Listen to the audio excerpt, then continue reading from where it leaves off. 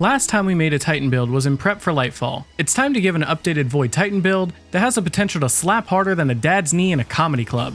Now that is a knee slapper. With all the changes that came in Season 21, we have some new goodies to play with. The first build we're going to be looking at in Season 21 is going to be the No Backup Plans Shotgun build. Since this build is a close range build, stick around to the end of the video where I'll showcase another Void build that has the potential to be good in all sorts of content. Also, the background gameplay for this video will be Legend Solo Lost Sectors and the seasonal activity. That way you can see the build in both hard and easy content. Since the season just started, I don't have all the mentioned artifact mods that would make this build even better. And I'm not 1820, so I couldn't do Master Solo Lost Sectors and truly show off the build. With that being said, let's jump right on into it. Taking a look at the super and the abilities, I'm going to be choosing to take Bubble, aka Ward of Dawn. I find this great for both survivability and adding damage where you need it. It does also have a shorter cooldown time, which is nice. This feels better in high level content, which is one of the main reasons why I'm choosing it.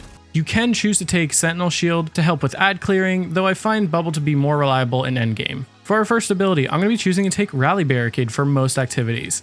It does have a faster recharge time and will give us faster reloading, which is nice for shotguns, rocket launchers, and other weapons. If I am going to be doing something like a GM, I might choose to take Towering Barricade for that extra damage protection. For our jump, I'm going to be choosing to take Strafe Lift. I find it more consistent, use what you want. For our melee, I'm going to be choosing to take Shield Throw. Since the Shield Bash did get a nerf and now uses a small amount of ability energy if you do miss a target, I find Shield Throw to be a little bit more consistent at giving us overshield and doing damage to targets, plus giving us a little bit of range. For a grenade, I'm going to choose to take the Scatter Grenade. I find it powerful enough to kill most enemies, easy to use, and it has a shorter cooldown time than most grenades. Other grenades like the Vortex Grenade can be useful. If you are more comfortable with that, use that. Our first aspect we're going to be choosing to take is going to be Controlled Demolition. This makes it so that when we hit a target with a Void ability or Volatile Explosion, it'll make them volatile. This will be a catalyst to help clear tons of ads around the floor. Since this volatility is spreading from one ad to the next, it makes it easy to wipe out rooms of enemies. It also says it grants you and nearby allies health when volatile rounds explode near you, which is an added bonus. I'm also going to be choosing to take Bastion.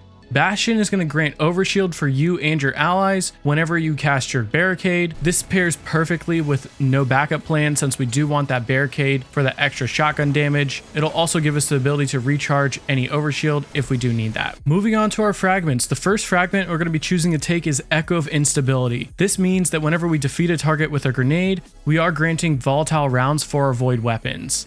This will also give us 10 strength. These volatile rounds are critical for clearing out rooms of enemies, and it's very easy to do whenever you have your scatter grenade, which is on a shorter cooldown. This is going to help out a ton for ad clearing. Next up, I'm going to be choosing to take Echo of Starvation. This makes it so whenever we pick up a Void Breach or an Orb of Power, we're granted Devour. And Devour is amazing since it does give us health and grenade energy back on kills. This is a catalyst for most Void builds. We're also going to be choosing to take Echo of Persistence. This will mean that our Devour, Invisibility, and Overshield all have increased duration. Since we are proccing Devour and Overshield on a consistent basis, this is a very helpful fragment. For our fourth and final fragment, for low level content, I'm going to be choosing to take Echo of Exchange. This means melee final blows grant grenade energy. Since we are taking Shield Throw, it does become a little bit harder to get kills with our Shield Throw in higher level activities, but I find in mid to low level activities, it's easy to get a kill with a Shield Throw. For high level content, I'm choosing to take Echo of Obscurity. This makes it so that when you do a finisher, you become invisible. This helps you be a little bit more aggressive to get kills or finishers on champions, which will in turn give you more survivability,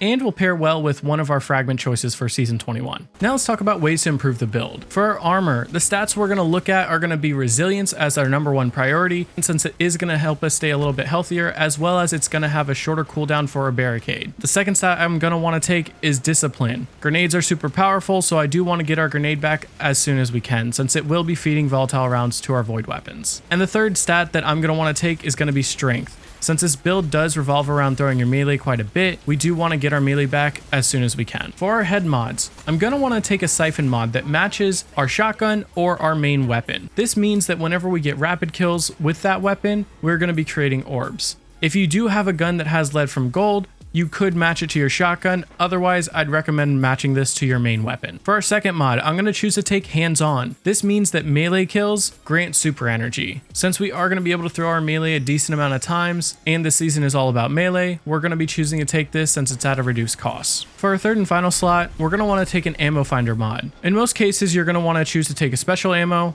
since we do want to be using our shotgun for this build as much as we can. But if you do have a weapon with lead from gold, then I would recommend taking a heavy ammo finder, since you will be getting heavy ammo and special ammo from those bricks. For our arms, I'm going to be choosing to take the classic duo, impact induction and momentum transfer.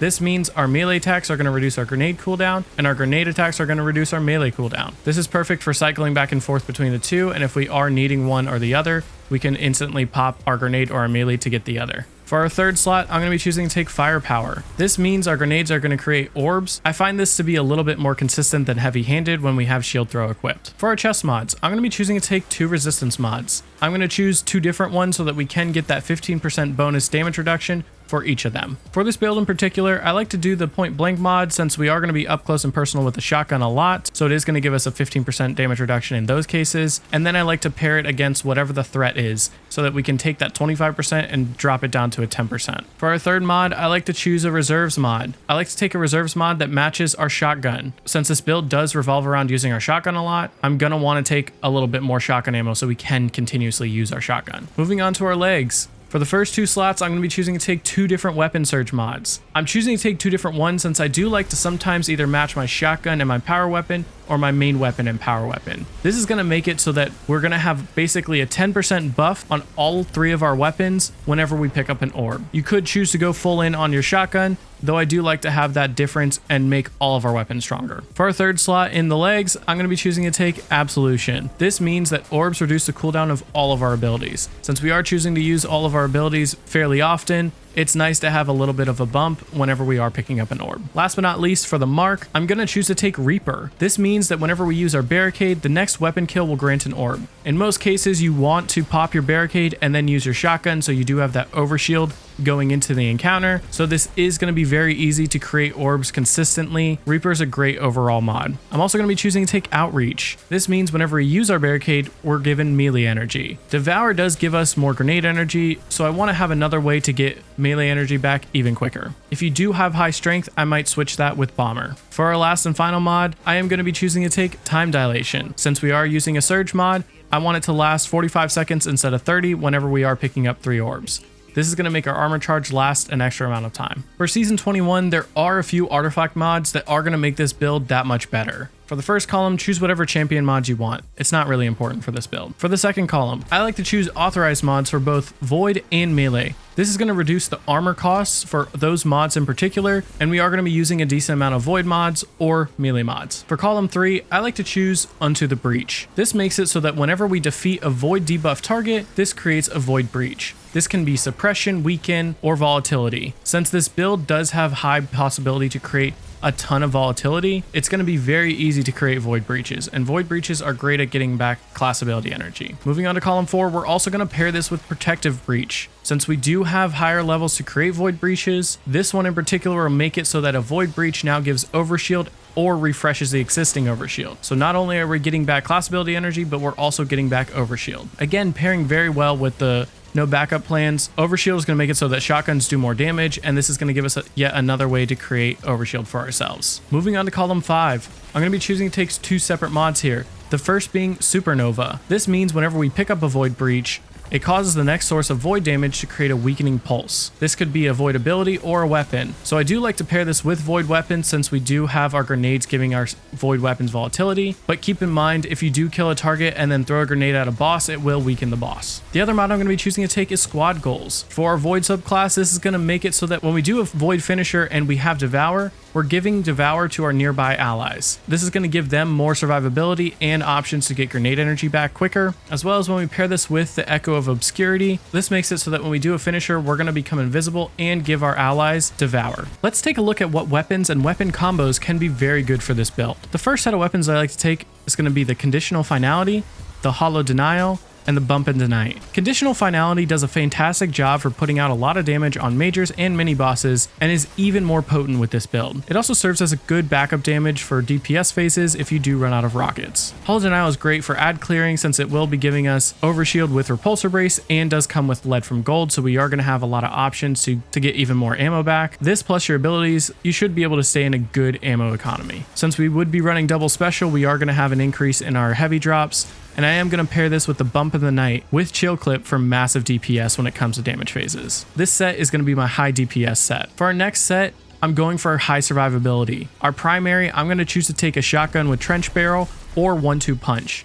I prefer Trench Barrel, but 1-2 Punch is a good backup. The secondary, I'm going to be choosing to take Vexcalibur. And for our power weapon, I'm going to be choosing to take a Void Machine Gun, the Commemoration. Shotguns with Trench Barrel are amazing for this build, since we are not only getting a damage buff from Overshield with our exotic, we're also getting a damage buff from Trench Barrel itself, as well as whenever we pick up an orb, we're now going to also have even more damage. Pair this with a bubble, and who knows how much damage you can actually do. Vexcalibur is also amazing since we now have 5 separate ways to gain Overshield with this build. Not to mention, if you do run out of ammo, you can just use the Glaive Melee, which is pretty powerful. I also like to pair this with an LMG so I can have a little bit more range when I am trying to clear ads, and having a little bit more ad clearing potential. It's not the best for boss DPS, but at least you know that you'll get to a boss DPS phase without dying. For the third set that I'd like to recommend, our primary, again, I'm going to be choosing to take a shotgun with Trench Barrel. For our secondary, I'm going to be looking at the Harsh Language or Deafening Whisper, both Waveframe GLs. And I'm also going to pair this with either the Leviathan's Breath or the Two-Tailed Fox, depending on the encounter. With a shotgun, Waveframe Grenade Launcher, and a boss DPS weapon, we stand a good chance to clear out anything in our path. Shotguns can be used to melt majors and mini bosses. Our Waveframe plus our abilities will annihilate any ads in our way, and both Leviathan's Breath and Two-Tailed Fox put out a respectable amount of damage for boss phases. Let's briefly go over how this build works.